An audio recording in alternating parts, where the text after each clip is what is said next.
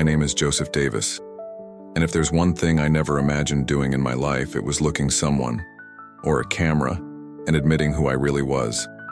I spent years hiding behind a uniform bearing the word protection, while behind it, I could no longer protect even myself. I used my name as a shield, as if it still carried honor, as if the sound of Officer Davis could silence the chaos I cultivated inside. But the truth is, behind that title, there was a broken man, torn between the pride of having served and the profound shame of having betrayed everything I once swore to defend. Saying this cuts me to the core, because for a long time I believed I would die a hero, that my story would end with applause, respect, and remembrance. But it wasn't like that. I didn't die a hero. I died discovering the true extent of my corruption. Over the years, my conscience became dangerous territory, a place I avoided visiting.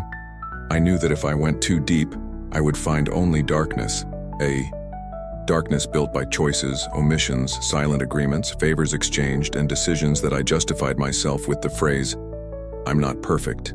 I'm just doing what's necessary." That was how I kept myself functional. That was how I silenced the guilt. I carried a rehearsed version of myself, the strong, confident, decisive policeman, capable of handling any situation. He was convincing enough to the world, and sometimes even to me.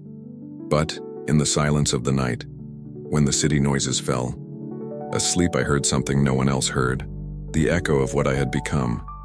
Each moral lapse tore a piece from my soul. Small concessions turned into great falls, and when I realized it, almost nothing remained of the man I once wanted to be. My death did not erase who I was. On the contrary, it exposed everything I tried to hide. When my life began to detach itself from my body, my justifications disappeared, my lies crumbled, my masks fell like ashes. Nothing, absolutely nothing, remained, standing before the truth that reached me at that moment. And it is precisely in this collapse between the man I pretended to be and the man who truly lived within me that the most devastating revelation began to emerge from the shadows. Something so real, so profound, so impossible to ignore, that it divided my existence into before and after. What I saw in that moment, what was shown to me as my last breath escaped, was not just justice. It was judgment. It was pure, cutting truth, impossible to escape. And this is just the beginning. If you stay with me, I'll tell you exactly what awaited me on the other side, and why this revelation could transform the way you see your own life before it's too late. I know this story has already stirred something within you.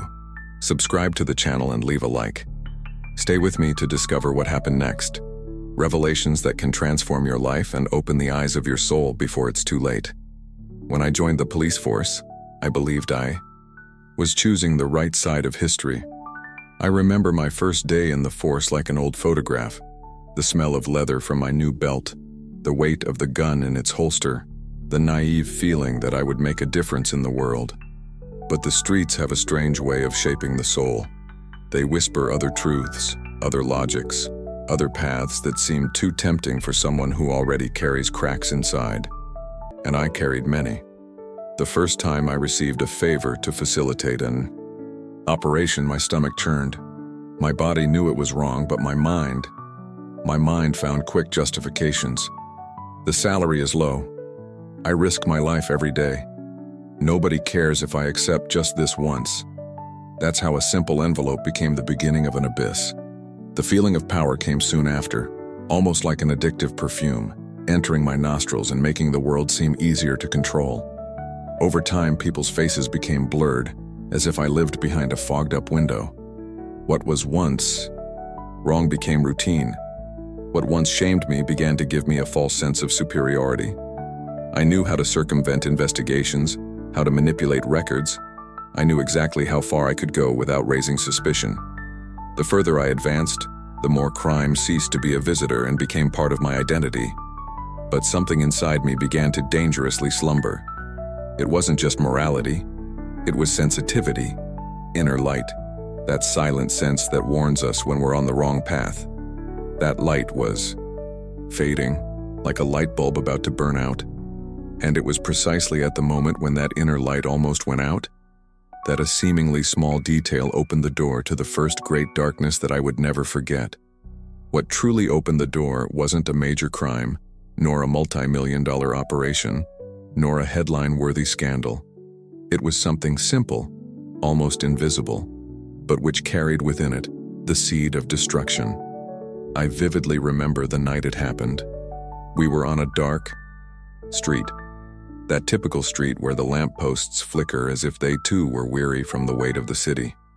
There was a young man handcuffed in the back of the police car, his eyes filled with fear, repeatedly saying he was innocent.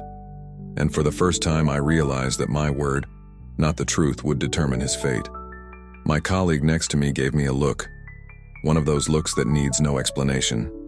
He needed to close the report cleanly, without complications, without loopholes that would delay his shift. All I had to do was say that the boy had resisted. One sentence from me was all it took for everything to be resolved. The silence that filled that small space between us seemed to breathe, seemed to await my decision, as if it knew what was going to come out of my mouth even before I thought about it. I lied. A short, dry, but devastating sentence. And when I did, something inside me silently broke. I heard no sound. I felt no physical pain, but there was a spiritual rupture, too small to attract attention, large enough to change everything.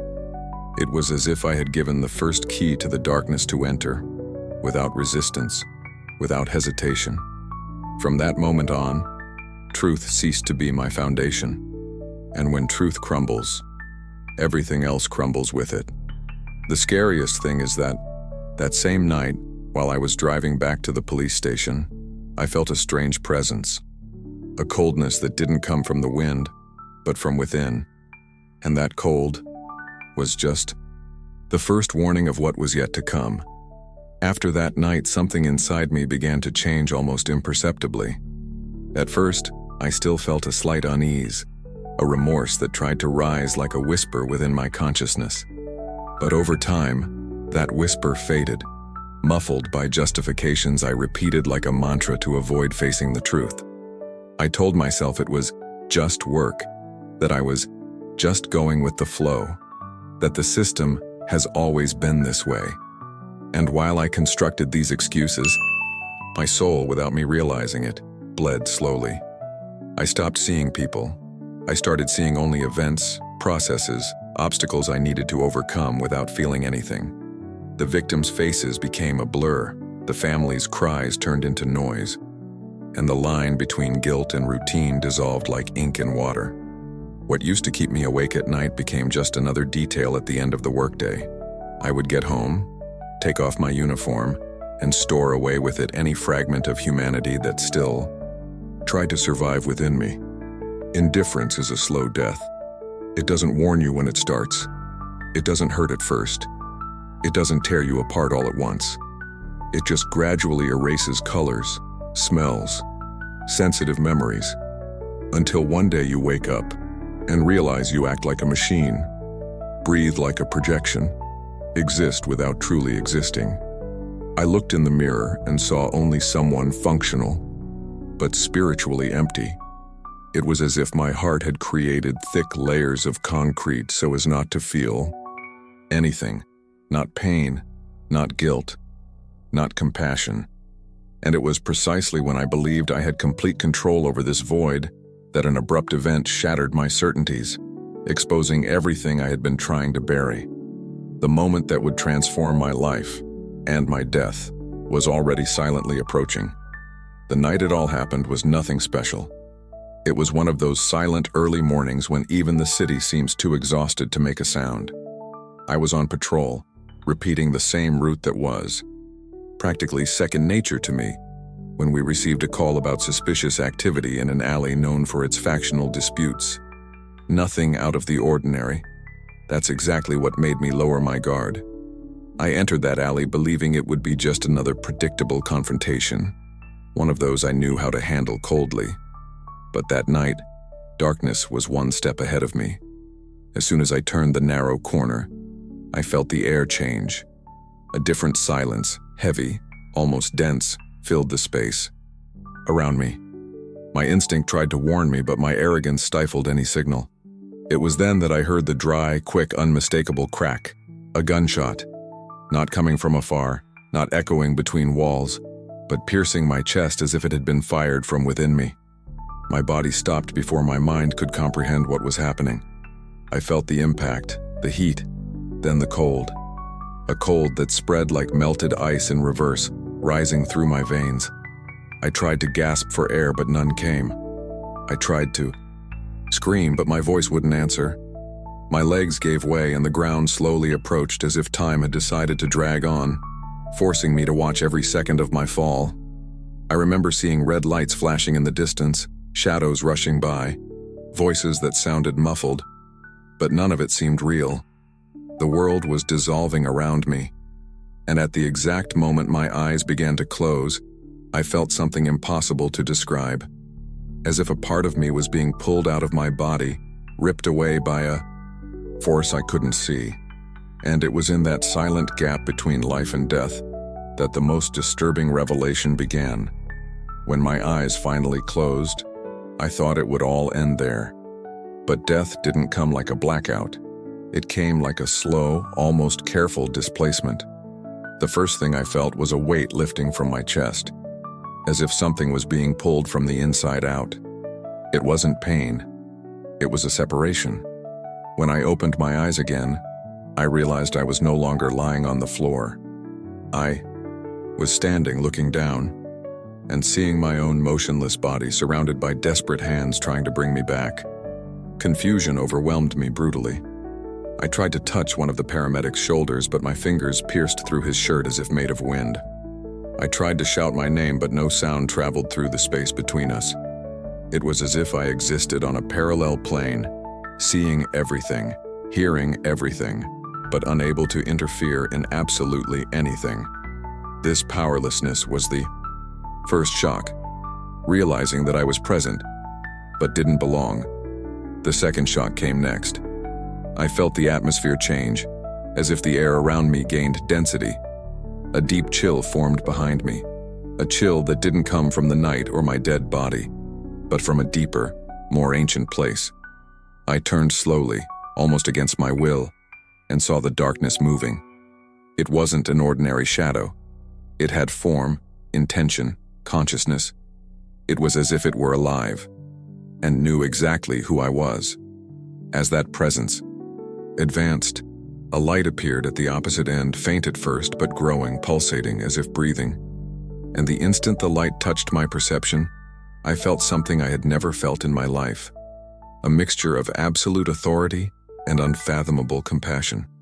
And it was in this encounter between shadow and light that I understood that someone was coming to meet me. As the light drew closer, everything around me began to fall silent, as if the environment itself were holding its breath.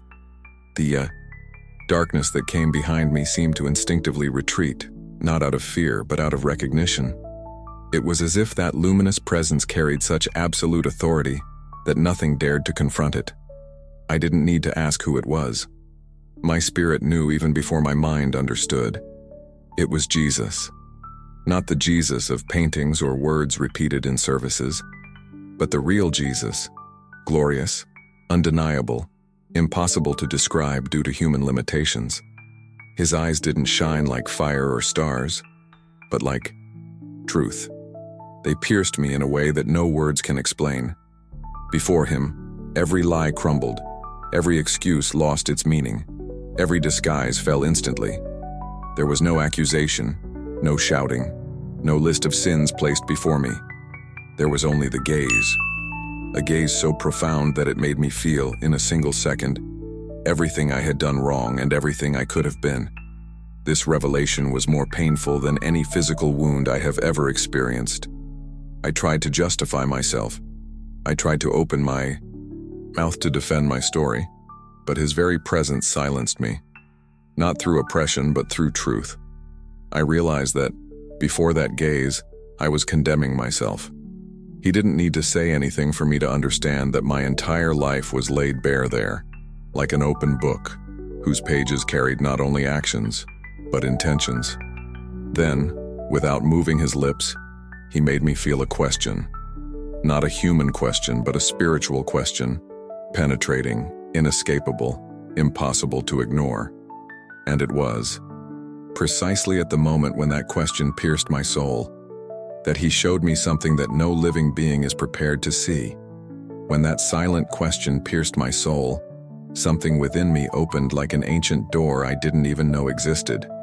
Jesus didn't point a finger, didn't raise his voice, and didn't show anger. He simply extended his hand, and the instant his light touched my consciousness, I was transported to a place that wasn't heaven, but neither was it the darkness that had tried to swallow me moments before. It was a spiritual space where truth existed in its pure form, without distortions, without justifications, and it was there that I began to see. First came the faces. They weren't shadows. They weren't vague memories. They were real people. People I had directly harmed.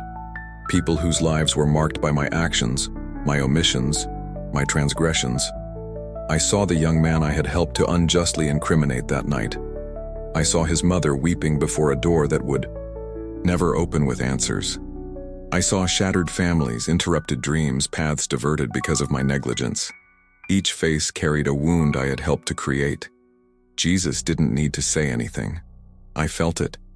I felt the weight of choices that seemed small to me, but which multiplied into consequences I never saw. The pain of those people wasn't metaphorical. I felt it as if it were being written on my own skin. And then I understood something that had never crossed my mind. Hell isn't just a place of fire. It's a place where the truth arrives too late, and conscience becomes its own sentence. As I watched that unfolding of broken destinies, I realized that he was not yet finished. There was something beyond that revelation, something approaching like a luminous wave about to engulf me completely. And it was at the exact moment that this light began to grow, that something impossible happened. As that wave of light began to grow, I felt something I had never experienced before, something that no human feeling can fully describe. It wasn't fear, although all my flaws were laid bare before me. It wasn't pain, although the memory of the destroyed lives still burned like vivid scars on my soul. And it wasn't condemnation either, even though I was fully aware that condemnation would have been just. What I felt was an indescribable mixture of truth and mercy, a presence so strong that it caused the entire spiritual environment around me to fall into absolute silence, as if even the darkness receded before that light. The revelation of faces, of the choices I made, of the consequences I unleashed, it all remained there, throbbing within me like open wounds. But the light of Jesus approached in a way that defied all logic, all human expectation. There was no anger, no accusation. There was only a clarity so profound that it completely dismantled me. I was certain I would be plunged into the darkness I had seen before. I knew that was the destiny my choices had created. But that's not what happened. Jesus didn't absolve me, and that was something I realized immediately. He didn't erase my choices. He didn't undo the damage I caused. Instead, he did something infinitely more profound. He confronted me with the most serious question that has ever crossed my path. I heard no words. There was no audible voice.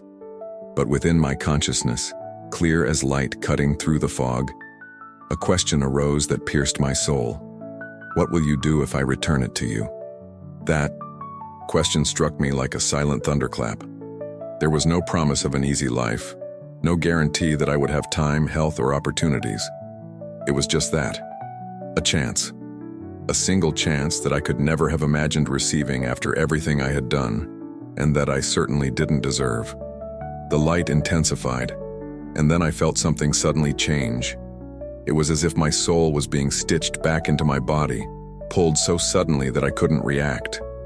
My chest burned, as if a flame were being rekindled inside, and the air tore at my lungs with the violence of someone returning from a deep dive, desperate for life. When I opened my eyes, there was chaos, voices, hands pressing on my chest. Incredulous doctors said my pulse had returned. They were celebrating, not me. I just cried, not out of pain, but out of understanding. from an understanding so profound that it changed everything. I had received something that no money can buy, no power can guarantee, and no man can deserve: a second chance. And at that moment, I knew that my entire life would have to be rebuilt starting from that question. When I returned to life, I realized something that changed everything. I hadn't come back to continue being who I was. Every breath recovered, every heartbeat, every small gesture of existing wasn't just a biological act. It was a direct summons, a spiritual responsibility that surpassed any human experience I had ever lived. From that moment on, I carried within me the certainty that I was brought back not to justify my mistakes, but to warn those who, like me, walk blindly down the same path, ignoring the silent consequences of their choices. There is something profoundly serious in the way many of us ignore our decisions, believing that life will always give us another chance, another day, another moment to get it right. I thought that way, believing there was still enough time to correct every wrong step. But when the heart stops and the soul finds itself, before the absolute truth, we realize that every excuse we construct crumbles like dust in our hands. Nothing we pretend to be or to have controlled survives. I don't say this to instill fear or dread. It's not about creating terror, but about revealing a reality that no one told me when I could still choose. Divine justice doesn't work like human justice. It doesn't depend on proof, testimonies, documents, or versions of events. It looks directly at who we are, not who we pretend to be. No uniform, title, or appearance can hide what goes on in the heart. Every thought, every intention, every omission, and every choice is recorded and evaluated. He who believes he is deceiving the world is, in truth, only deceiving himself, until the final moment arrives and reveals everything. And when that happens, there is no going back, no possible rewriting, no room for justification. When I realized this, I also understood that, although I had infinitely wished I could go back in time, correct every mistake and prevent the damage caused, the only thing I was granted was the opportunity to recount what I saw, what I felt, what death and divine light showed me before others crossed the same point of no return. This responsibility is not simple. It is heavy, because every word I share, every account that reaches someone, has the potential to change or save a life that might otherwise repeat the same paths of destruction that I traveled. If you are listening to my testimony now, it is essential that you understand the seriousness of this message. Do not ignore the signs that God has placed in your path, subtle, almost imperceptible signs, but which speak directly to your heart. Do not postpone changes that need to happen right now while there is still time. Do not wait until you lose everything to realize that no ambition, no power, no momentary pleasure is worth the weight of a corrupted soul. Every instant of your life is a turning point that defines not only the present, but the eternity of what you carry within you. The time to adjust course is always now, because the future is uncertain and life is more fragile than we imagine. It's important to reflect. How many times do we let ourselves be led down paths that seem advantageous or safe, only to discover that we've strayed from what truly matters? How many excuses do we create to justify choices that hurt others and silently corrode us from within? Every action we ignore, every injustice we tolerate, every lie we tell ourselves is like a seed planted in dark soil, which blooms when we least expect it, often bringing pain, regret, and suffering. What I've learned is that there are no shortcuts to awareness, nor to redemption. Only those who are willing to see the truth, to confront their mistakes, to transform their lives now, while there is still time, can escape the weight of a spiritual destiny that inevitably awaits us. Mercy exists, but it is precise, and it only acts when there is decision, courage, and surrender. That is why every testimony, every shared account is vital. Because by listening to the experience of someone who almost got lost, you have the opportunity to rethink your own paths before it's too late. If this story touched you in any way, if it sparked reflection or unrest in your heart, subscribe to the channel and follow more testimonies that can awaken, heal, and transform lives. Each subscription helps this message reach people who need to hear it. People who can find hope, warning, and direction before they cross irreversible boundaries.